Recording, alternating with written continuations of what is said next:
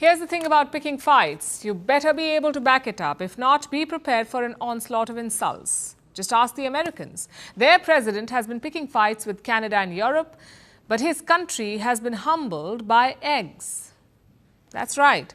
A severe bird flu outbreak has caused egg shortage in America, so Trump is trying to import eggs. First, he reached out to Poland, Finland and Denmark. All three of them said no. And frankly, I don't understand Denmark's reluctance. Why would you not sell eggs to America? It's not like Trump is trying to annex your island territory.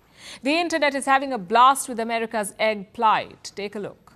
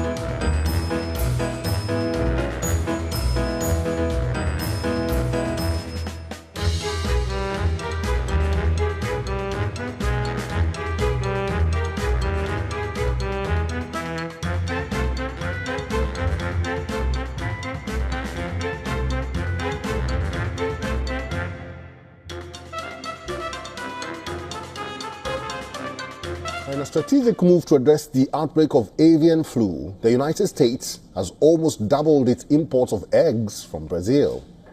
The decision by the Trump administration comes as the nation grapples with ongoing economic strain caused by the avian flu, which has wiped out nearly 170 million birds since early 2022, leading a major shortage of eggs.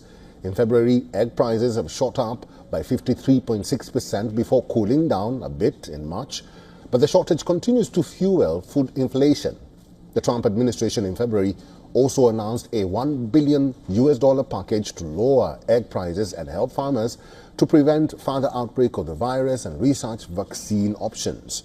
Now, according to the Brazilian Animal Protein Association, in January, the Trump administration allowed imports of Brazilian eggs to be processed into food products for people. The U.S. egg imports from Brazil have increased by a whopping 93% in February alone. To help ease the crunch, the United States is also considering relaxing regulations to allow eggs from chickens raised for meat and to be used in processed foods like cake mixes, ice cream and salad dressing. This would free up more fresh eggs for shoppers, though it could mean changes to food safety rules. The U.S. Food and Drug Administration is now reviewing a petition from the National Chicken Council. The petition asked the FDA to allow eggs laid by chickens raised for meat, known as broiler chickens, to be sold for human consumption. Millions of these eggs are presently destroyed because they don't meet the FDA's food safety standards, particularly the refrigeration requirements. Moving on, the wildfires in Gyeongsang-buk-do province have now entered their third day. Despite major firefighting efforts, strong winds continue to spread the flames, making the difficult situation even worse. Hundreds of residents have been forced to evacuate. Kim Jong-sil has the latest.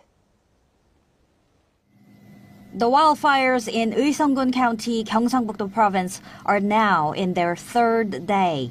The flames have spread to neighboring Andong City, prompting evacuation orders as strong winds worsen the situation.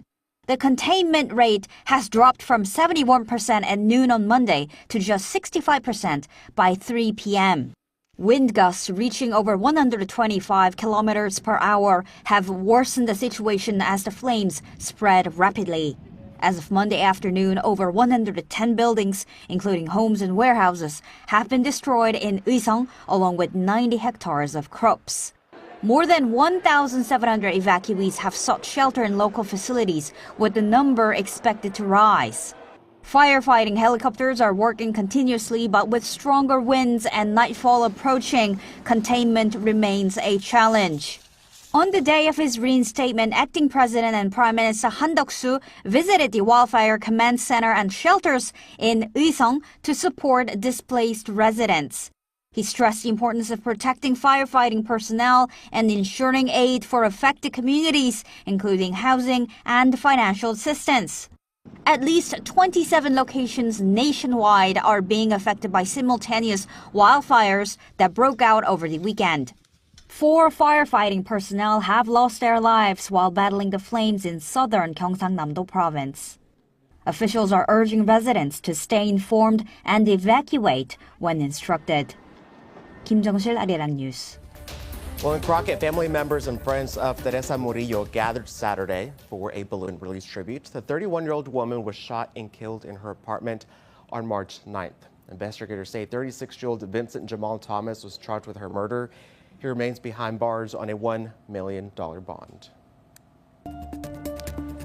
Time right now, 5:05 this Monday morning. Here are your morning headlines, starting with growing concerns over 3 different wildfires in the western part of North Carolina. For a second time in less than a month, people in that area are being forced to evacuate. This is about 80 miles west of Charlotte, and areas still working to recover from Hurricane Helene. Meanwhile, in South Carolina, the governor declared an emergency response due to the growing blaze in the Blue Ridge Mountains. A woman is behind bars in connection to the death of her elderly mother. Dogs attacked 76-year-old Levon Hoff last month after being left alone in their home. Her daughter, Jessica Hoff, faces charges of criminal negligence resulting in death and multiple counts of animal cruelty. Investigators say Levon, who had dementia and required round-the-clock care, was attacked after being left alone while her daughter ran errands. Pueblo County authorities recovered 54 dogs and 7 birds from that property. And a second location had many animals reportedly living in unsanitary conditions. Jessica has been booked at the Pueblo County Jail. Police in New Mexico have arrested 2 people in connection to a deadly mass shooting at a park on Friday night. 20-year-old Tomas Rivas and a 17-year-old boy were arrested for the shooting at a park in Las Cruces. 3 people were killed and 15 other people were hurt. Police say a fight during an unauthorized car show led to the shooting. About 200 people were there when this happened. The suspects are charged with 3 open counts of murder. Boulder County officials say a man died while climbing in the Riviera climbing area of Boulder Canyon. Around 3:15 this afternoon, officials received a 911 text about a climber who was hurt after falling about 20 feet. While emergency personnel were responding, more 911 texts came in saying CPR was in progress and the victim was unresponsive. Officials say the man later died from his injuries. Genetic testing firm 23andMe filed for Chapter 11 bankruptcy protection, raising the question, what happens to the data of some 15 million customers? In a statement announcing the bankruptcy on Sunday, the board's chair said they determined a court-supervised sale process is the best path forward, adding its CEO resigned effective immediately. The bankruptcy filing comes after 23andMe struggled to find a sustainable business model, with its core product being an at-home DNA testing kit offering personalized genetic insights. According to TechCrunch, the company saw a more than 99% plummet from its $6 billion peak after going public in early 2021. As the company goes through the bankruptcy proceedings, it released a What This Means for You guide, saying there will be no changes to how it manages and protects people's data. Upon joining 23andMe, users must explicitly affirm that the company may share their personal data, and it's possible people's data could be included as part of a sale of the company. On Friday, ahead of the company's bankruptcy announcement, California's Attorney General warned 23andMe customers to purge their genetic data from the company's databases over uncertainty where it may end up, saying, quote, "Given 23andMe's reported financial distress, I remind Californians to consider invoking their rights and directing 23andMe to delete their data and destroy any samples of genetic material held by the company." Under California's Genetic Information Privacy Act, companies must obtain explicit consent for the collection, use, and disclosure of any genetic data. The 2022 law also guarantees consumers the right to access or delete their data at will. Other states, including Arizona and Utah, have passed privacy laws requiring a person's consent before their genetic data is transferred from one entity to another. In its bankruptcy announcement, 23andMe said any buyer of its assets would have to observe applicable privacy laws for customer data. The company also previously said any customer data it shares with other parties is anonymous and can't be traced to individual users. The company does allow customers to delete their accounts.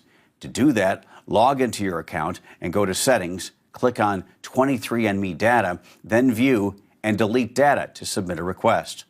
The company will send an email confirming the request to delete the data, which the user must then verify. The president of end-to-end encrypted messaging app Signal said in a post to X, "It's not just you. If anyone in your family gave their DNA to 23andMe, for all of your sakes, close their account now."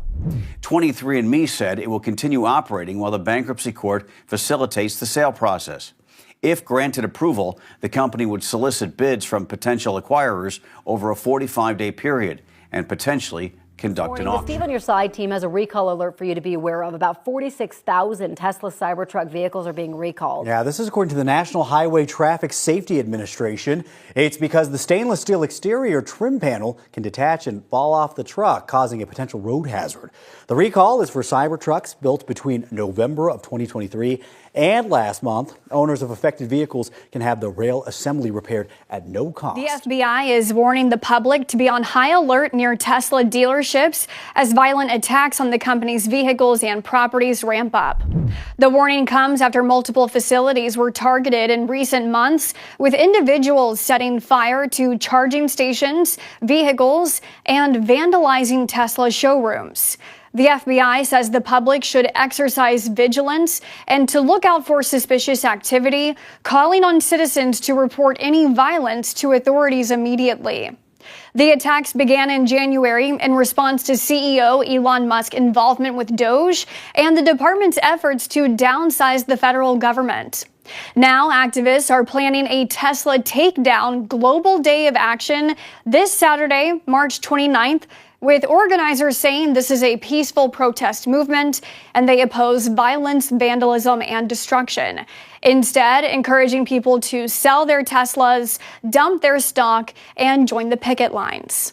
Meanwhile, Attorney General Pam Bondi is warning Democratic Texas Representative Jasmine Crockett to be cautious after recent comments she made about Elon Musk.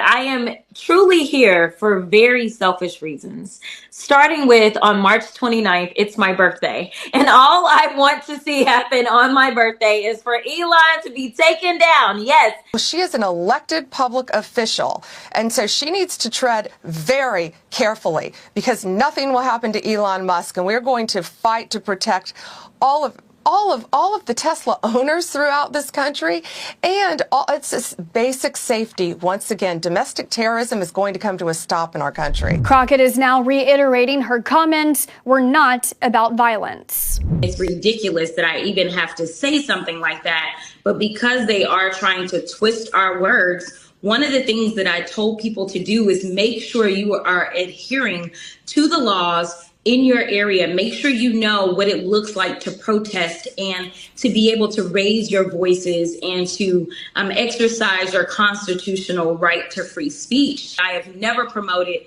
violence whatsoever, yet I've also never made excuse for those violent actors such as the ones on January 6th. So Pam Bondi, if you have an issue with terrorism, maybe you should talk to your boss about locking back up those guys that he let out that participated in January 6th. Bondi recently said people accused of destroying Tesla cars and charging stations are facing up to 20 years in prison for domestic terrorism. The defendants, whose cases are being brought in Colorado, Oregon, and South Carolina, are accused of using high-powered weapons and explosives to destroy property belonging to Tesla.